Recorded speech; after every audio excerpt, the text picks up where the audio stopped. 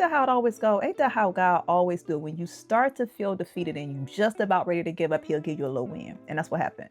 Thank you so much for joining me under the beautiful banyan. This is the series Proof of Life, and this is episode 2, Food Stamps and Submarine Sandwiches. This is the story of how $2 put me on the path to accepting rejection. Growing up, we didn't have much. There were often times eviction notices taped to our door, disconnection notices or bills on the table, and I rarely had what I needed for school. Even at 9, though, I knew I wanted to change that. Food stamps back in the day used to be paper bills. It wasn't this EBT card or this digital currency that it is now. We actually had paper food stamps. They were color coded. They came in like these books of, I want to say 50. They came in books of a 50, and I think some of them came in books of 100. Every month, my mother would, get food stamps, and she would always let each one of the kids get a few dollars of food stamps. You can get whatever kind of now laters, chips, pop you wanted, right? And so she would give me $10 every month in food stamps. We lived in a couple of different places in Michigan, but at this particular time, we were living in Grand Rapids, Michigan. We lived in this mixed race neighborhood, kind of small, and it was like a working class neighborhood. So it wasn't like the hood, but it wasn't upper class either. But back then, we didn't have a bunch of electronics. There was not a bunch of distractions. So we actually went outside and played with kids. We played with the folks in our neighborhood. We went to the corner store. We sat on the block. We played double dutch like we was kids. We was outside doing things.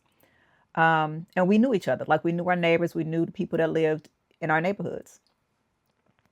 One day, just whatever it was a rough month. It was a rough time. And I was like, I'm over this. I'm over not having the things I need. I'm over lights getting turned off. I'm over like just not enough stuff. Like I was just over it. And so I was like, you know what?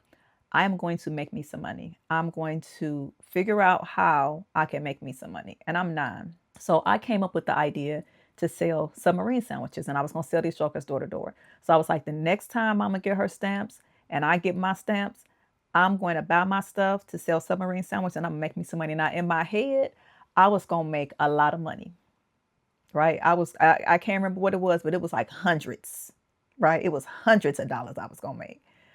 And so I grabbed me a piece of school paper, like loose leaf paper, and I started writing down the ingredients and stuff that I needed. I put bread, sandwich meat, mayonnaise, lettuce, tomato, and I knew I needed saran wrap. I mean, not saran wrap. I knew I needed aluminum foil. Now, I should have used saran wrap, but I was a kid and I didn't know no better. So I thought I needed aluminum foil.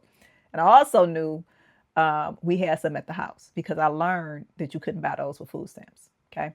I was quick. I was a quick learner. And so the next month, when Mama got her stamps, I bought all the things that I needed. I spent my whole $10. Okay. I made my sandwiches. I wrapped them in Mama's aluminum foil, and I set out to make my big money, right?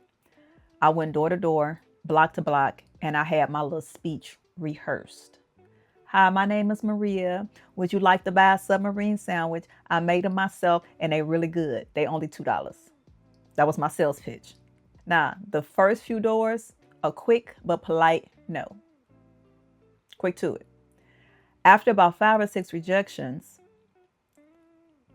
I felt it all starting to cave in, like my little spirit was crushed. I was starting to feel defeated. But finally, that moment, ain't that how it always go? Ain't that how God always do? When you start to feel defeated and you just about ready to give up, he'll give you a little win. And that's what happened. After about 5 or 6 no's, I got to this door and the lady was like, yes. And I gave her a sub sandwich. She gave my $2. Honey, I skipped off that porch. You hear what I'm saying? I was so excited, like I am on my way to making all this money. So now I'm pumped up. I'm still, hitting my doors. And just as quick as I came up, I was deflated again because I got quite a few more no's. But then I got another yes throughout, I'm out there for a minute and I got another yes. I went home though, discouraged and deflated and sad, and like I had not done something correctly. And like people didn't like me. That's how I felt. I was like, they don't like me. Nobody likes me. They wouldn't buy my sandwiches. When I shared what had happened with my sister and my mother once I got home, They encouraged me to try it again, but my sister suggests that I start with like people that I know instead of just going to random doors. She suggested that I start with like the folks on our block and people that I knew personally, like the parents of the kids that I went to school with. And I'm almost certain the reason I didn't do that was because I was embarrassed to be out there anyway, having to sell sandwiches door to door. And so that's why I went initially to strangers because I was embarrassed. I really didn't want to try again, and especially having to go to the folks that I knew. I really didn't want to try again. But my sister encouraged me to try again, and I did. And the second time, because I still had sandwiches left, and I put them in the refrigerator and went back out. Probably shouldn't have did that, but that's what I did. And I went back out and I made a few more dollars. I can't remember exactly what I made. It certainly was not hundreds, but I did go back out. I went to the people that I knew, and it was much better, right? And that did lift my spirits. It did make me feel better. I did feel accomplished. I felt like I had, um, for the most part, met my goal. I wanted to make some money by myself, and I did. Here is what my sister assured me of: I wasn't being rejected, my sandwiches were. What I was offering in my sandwiches wasn't for everybody. Maybe they didn't have $2. Maybe they didn't eat subs. Maybe they didn't want to buy a sub from a little stranger girl coming to their doors with handmade, homemade sandwiches. Maybe they didn't see the value in buying a sandwich from me when they can just make their own sandwich. Or maybe bias and judgments and prejudice played a part. Whatever it was, it didn't matter. What she shared with me was it wasn't that people were necessarily rejecting me, they were rejecting the offer, right? That distinction would take me years to embrace. The seed was planted that day, but it would take me years to get that understanding, to have that awareness, to have that knowing, to believe that the no is not about you, Maria.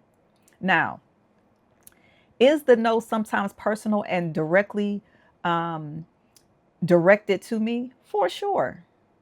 For sure.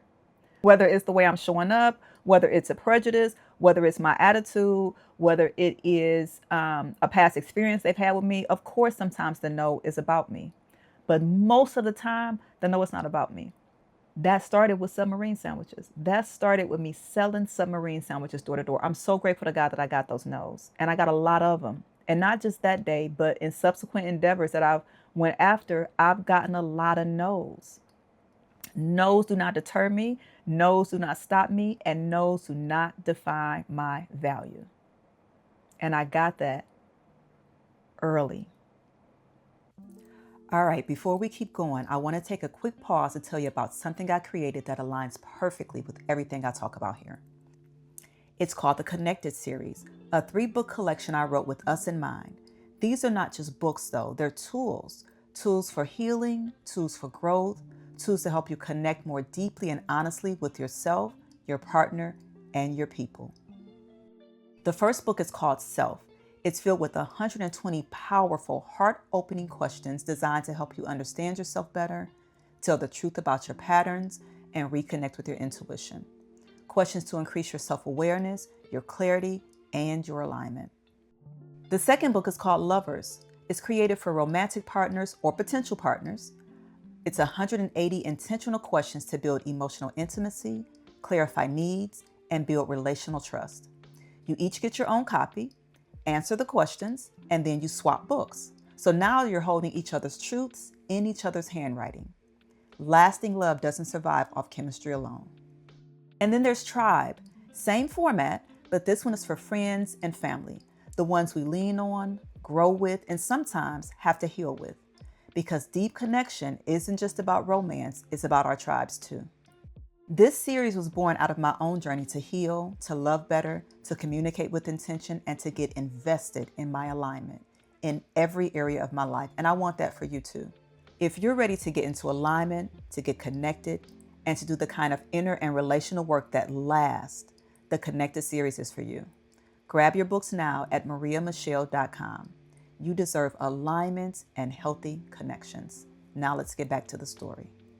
In life, in love, and in business, People are rarely saying no to me. They are saying no to the offer, no to their circumstance, no to their perception, no to their judgments or their biases or their prejudice. It's rarely about me. And I'm not afraid of the no. And the no does not stop me or deter me or have me question my value. Not all the time. Sometimes I still fall victim to that unsupportive, unhealthy thought, right? But at the core level, and once I have a moment to reflect and just get in my own ass, I understand fully that's not about me. And I accept the no and I keep it moving because trust and believe, just like I got that one sale and then I got that two, I'm going to get 7 to 8, 15 to 20 no's. And when I get that yes, baby, it's going to give me a new win until I get the next one. And that's fine. That's okay. As long as I don't have it question who I am. So the area of invested alignment that this falls under, of course, is value, net worth, your personal value, what God says you are worth minus the trappings. That's what this story is tied to, is net worth. What is your value? And it can't be tied to nothing other than what God said. So this is about the understanding that your value is not subjective. Whether or not people see your value is. That is open to interpretation, open to their perception of you, is open to all types of things that determine whether or not the value is there for them. That don't mean I don't have value. It just means they don't see it.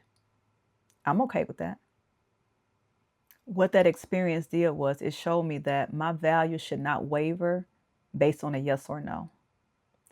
Even the yeses, my value shouldn't be determined by a yes. Oh, I'm valuable because they said yes to me. Or I'm not valuable because they told me no. It can't rely on that because my worth is already determined by God. It is my work to know that, see it, understand it, and embrace it. That's my work. So the belief and the reframe. My belief back then was that my yes meant I was doing something good, and so I had value. My no meant I wasn't doing something good, and so I didn't have value. Right? The reframe is my value and your value is what God said it is. It's fixed, it's constant, and it's divine. Yes and no's are simply responses to a moment, not a reflection of our being. So at the end of every story, I give you what I call actionable integration. If this story resonated with you and this is something that you may be going through or experiencing, questioning your value based on some yeses or nos, here are a few things that may be of support to you. So number one is redefine rejection. Consider that no is rarely about your identity or about your being or about your spirit or about you. It's about timing, interest, or capacity. Number two, audit the attachment. Ask yourself, am I assigning meaning to this no that doesn't belong to me? Am I giving this no more power than it has? And number three, create from worth, not for worth. In my situation, it was my submarine business. Do the business. Don't worry about who gonna like you, who gonna support you, who gonna tell you did a good job, who gonna be there to walk with you through it. Like, no, do the thing knowing that you're worthy, not hustling for worth to be told that I'm worthy. Make sense? So there's that. Those are my seeds for today. Thank you so much for giving me your time and attention. I truly appreciate you. Until next time, keep getting invested in your alignment and drop some seeds that'll be of support to somebody else. And you keep being a beautiful banyan.